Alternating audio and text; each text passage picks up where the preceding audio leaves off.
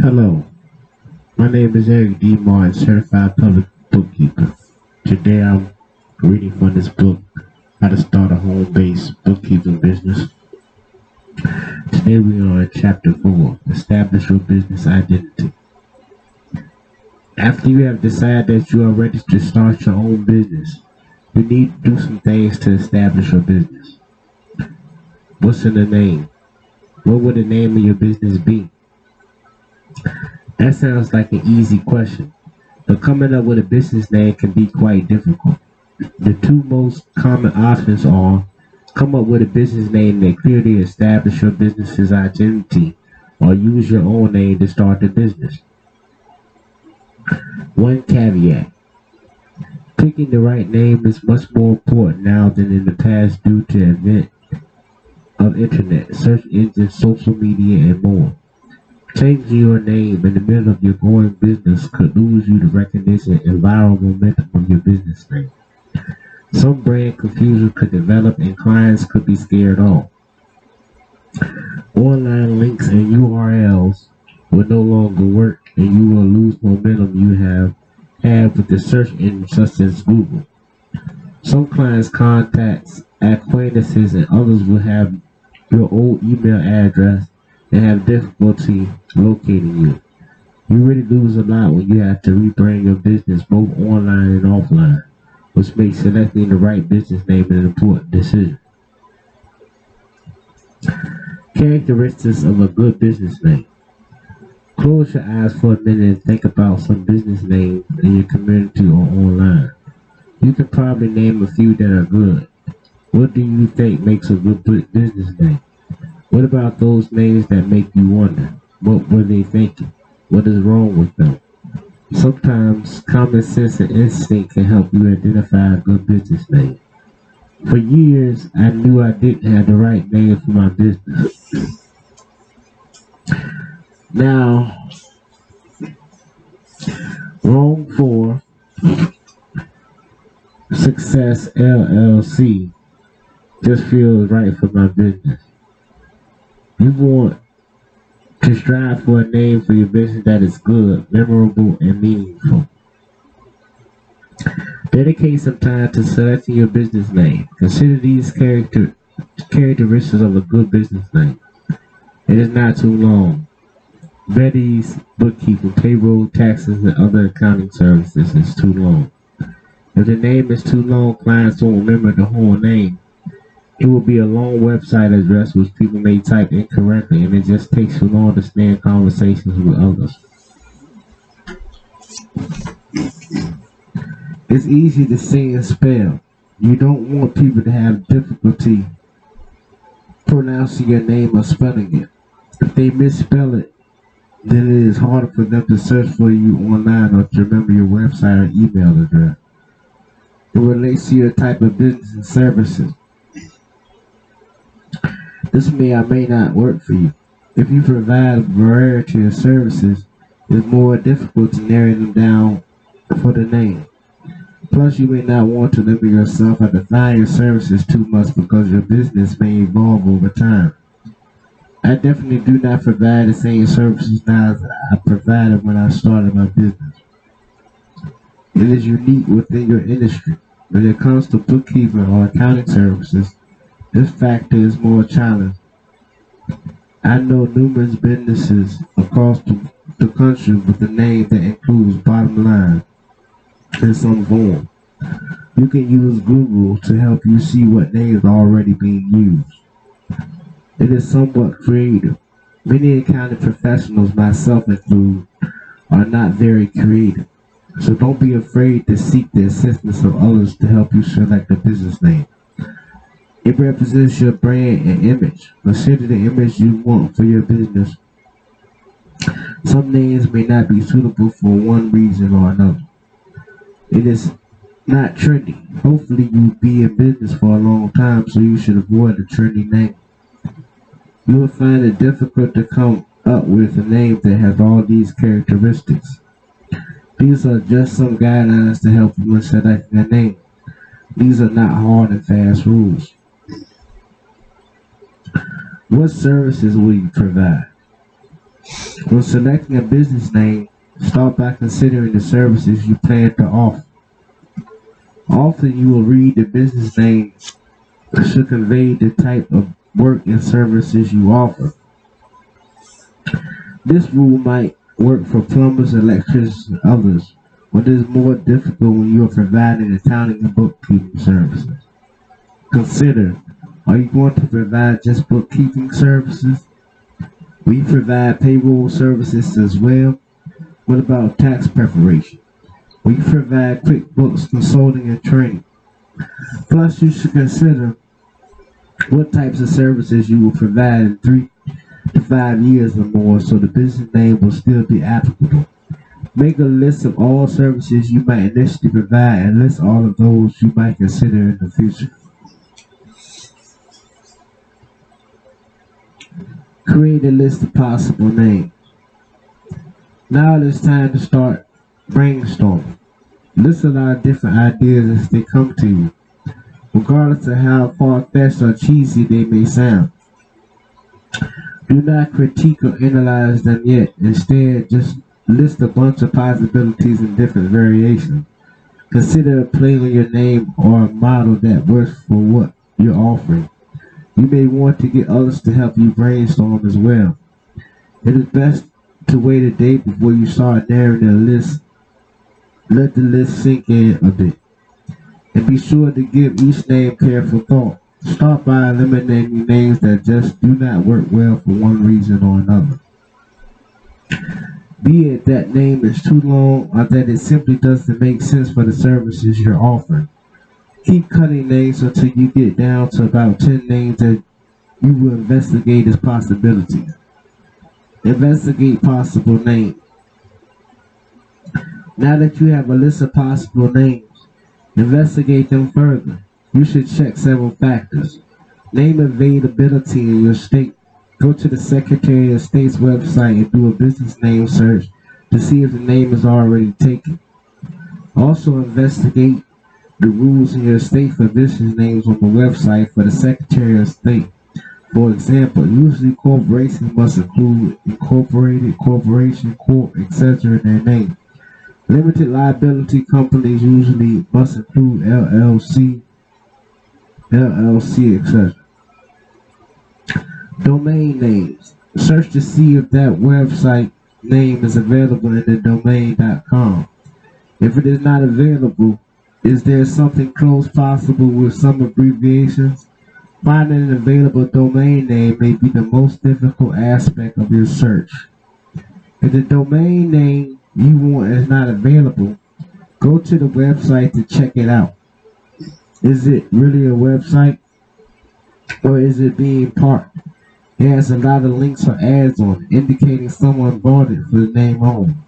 Some people buy a lot of domain names and then try to sell them to others. If it has been parked, then you may want to consider buying the domain name. You can do some research to identify the domain name owner.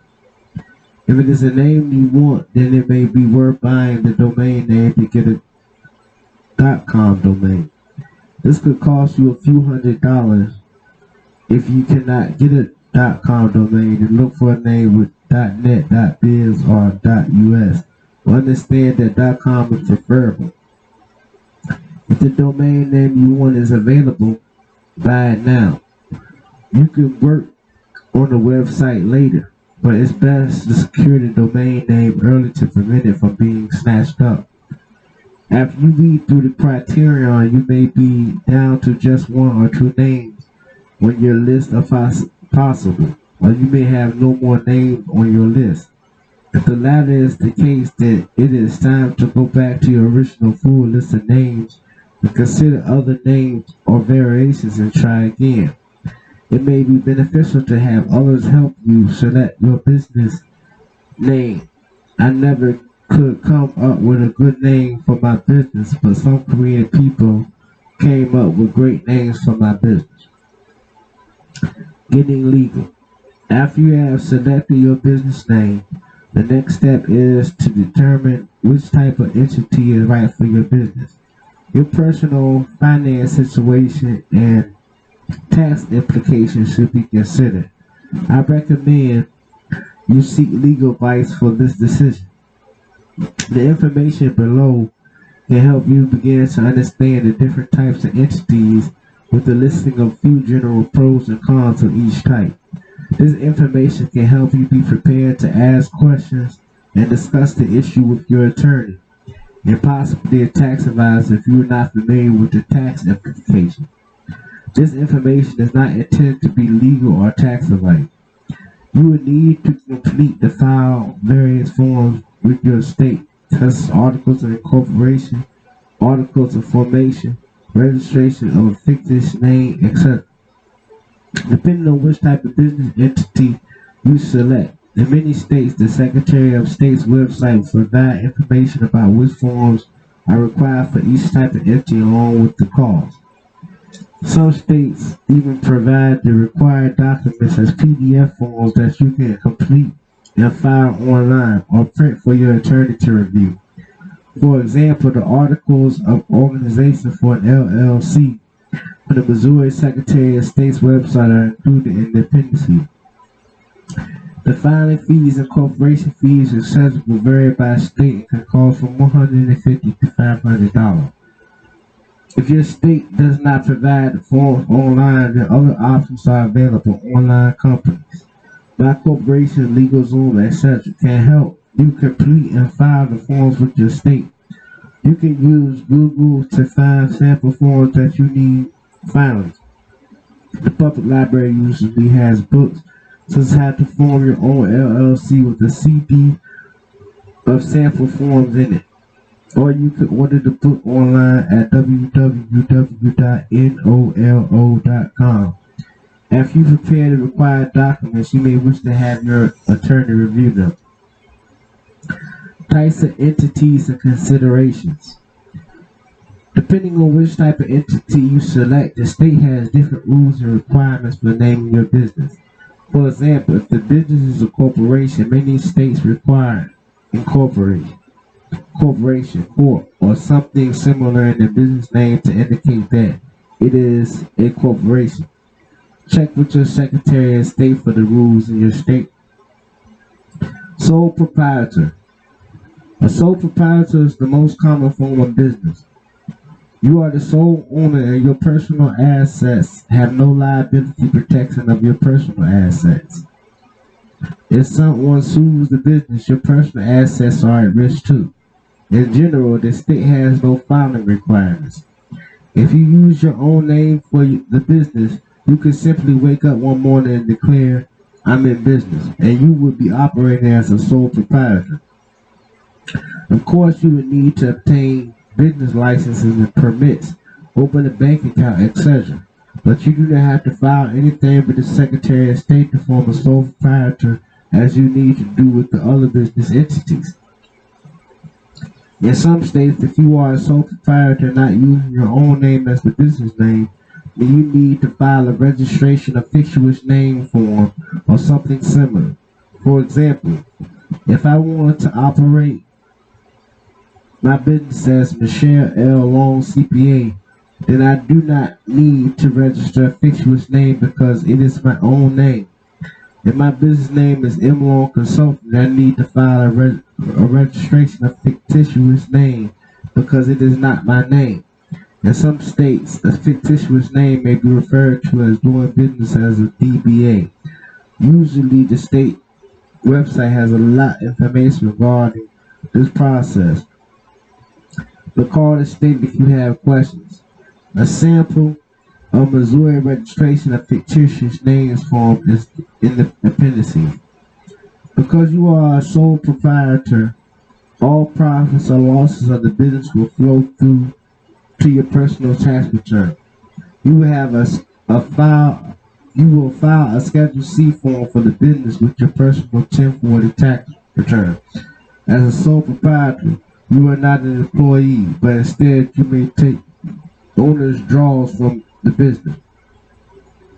If the business is profitable, you will need to make quarterly estimated tax payments will be subject to self-employment as well. Partnership. In the event that two or more people will own the business, you may choose to operate as a partnership. Registration isn't really required, but you may need to register a fictitious name of the partnership in your state as mentioned for sole proprietor. You should have a written partnership agreement, but you may also need to file with the state. You can find sample partnership agreements online or in books as discussed previously, but you will need to modify yours as needed.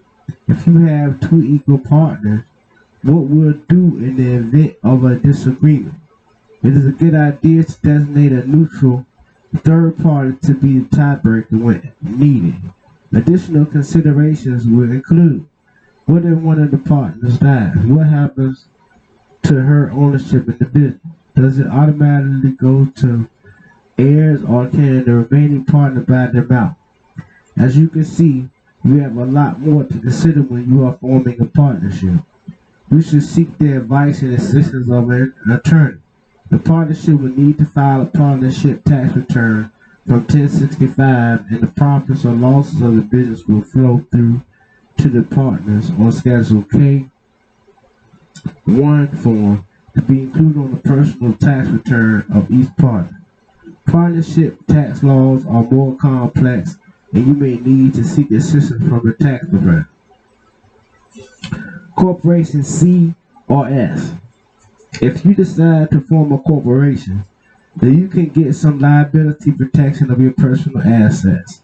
However, the liability protection will not apply if you personally guarantee business loan, which most banks and credit card companies require of a new small business. A personally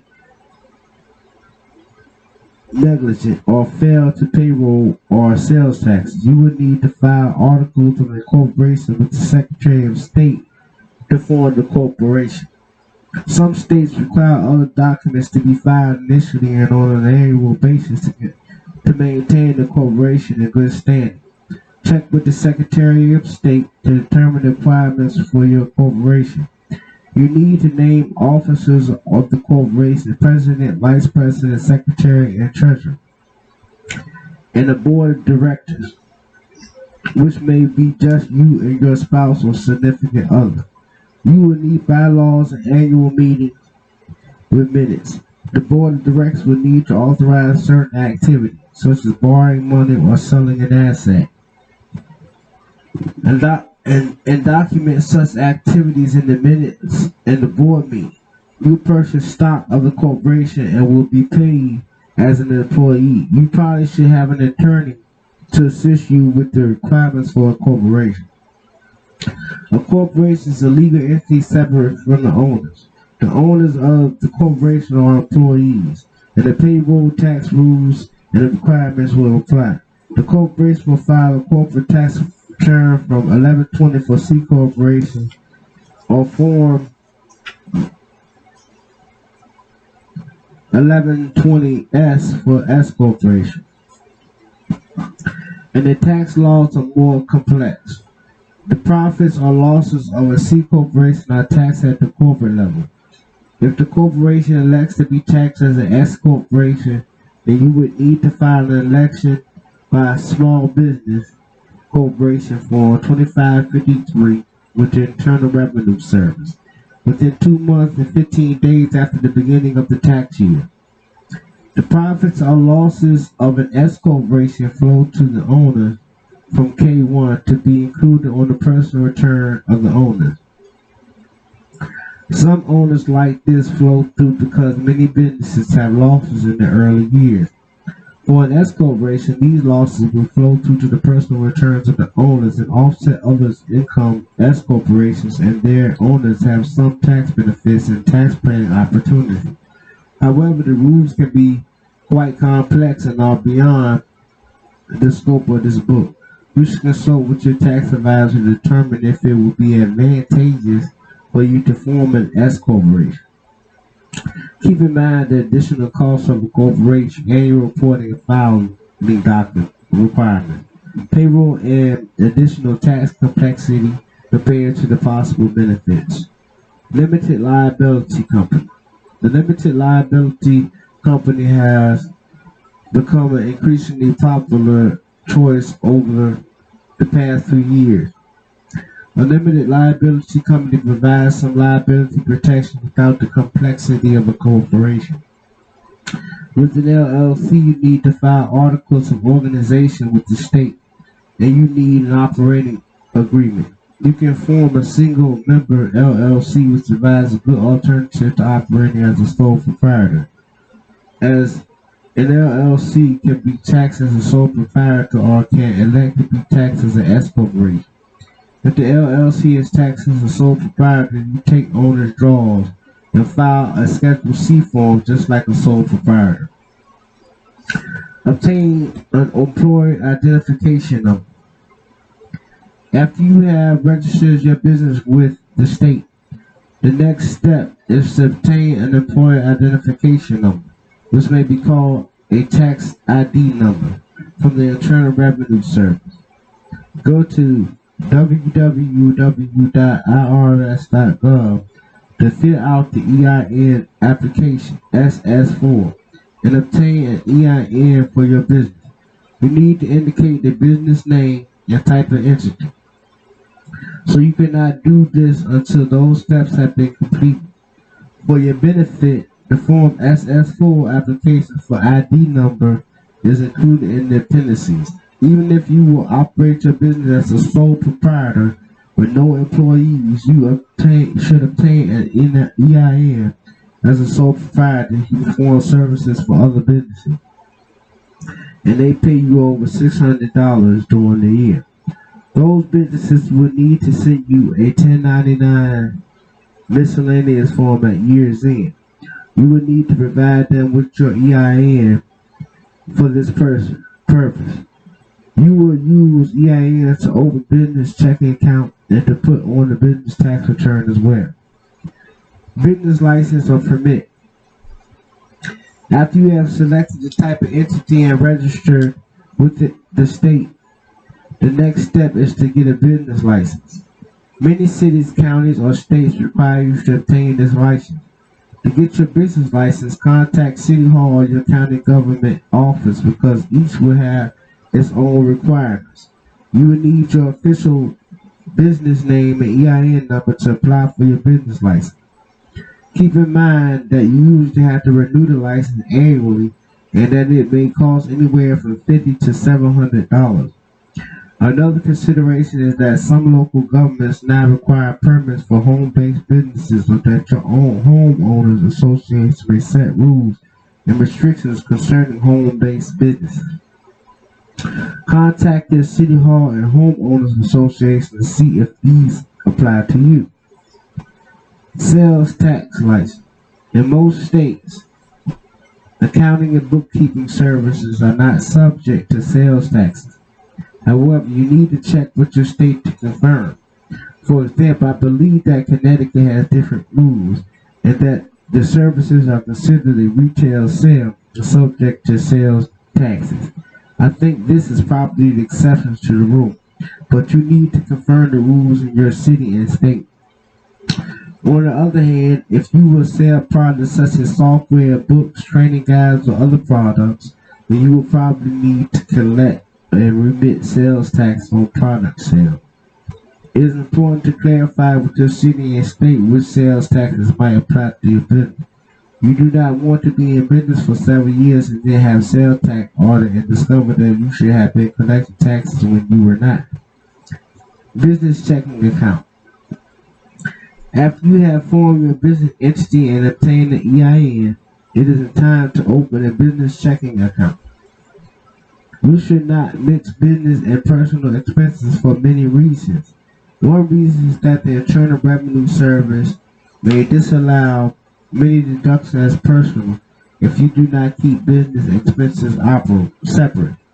Also, if your business is a corporation and you do not operate like a corporation, in the event of a lawsuit, the plaintiffs can pierce the corporate veil and you lose the liability protection of the corporation. Besides, if you are going to have a business, then you should treat it like a business. Set up a separate business checking account. Many banks offer free checking to small businesses. Depending on what type of entry that business is, you can take money out of the business as owner's draw or paycheck. If you accidentally pay for business expense with personal funds, they have the business reimburse you. Or if there is insufficient cash in the business checking account, then you may record the business expense as owner's contribution or to owner, depending on the entity type. Get a business debit card to use for business expenses. Business credit card. If you decide to charge business expenses, you should obtain a credit card in the business name. Normally, you have to personally guarantee or sign for the business card, but doing so helps establish credit in the business name. Plus, having a business credit card can help keep business and personal expenses separate. If you do not want a new credit card in the business name, then you may want to use just one personal credit card for business only. Marketing material. This book has a full chapter on marketing, later with many more details. However, you should take a few initial steps when you establish your business. Brand identity. Think of some notable corporate brands such as Target, Walmart, McDonald's, and Coca-Cola, and consider what comprises their brand. You should consider several components of a brand: name, short, simple, memorable, color. Target is red, McDonald's is red and yellow, etc. Logo. The Target's bullseye or the golden arches on McDonald's, for example. Font, scripts, for example, the Coca-Cola name is in cursive font. Image, Target is trendy. Walmart is low cost. For us, our appearance, dress, mannerism, email, signatures, phone messages, and everything about our business are all part of our brand. But now just think about what image you want for your brand. Everything you do should be consistent with that brand image in mind. For example, if you want your brand image to be professionalism, then you should not have a silly clip art logo. That would not be consistent with a professional brand image.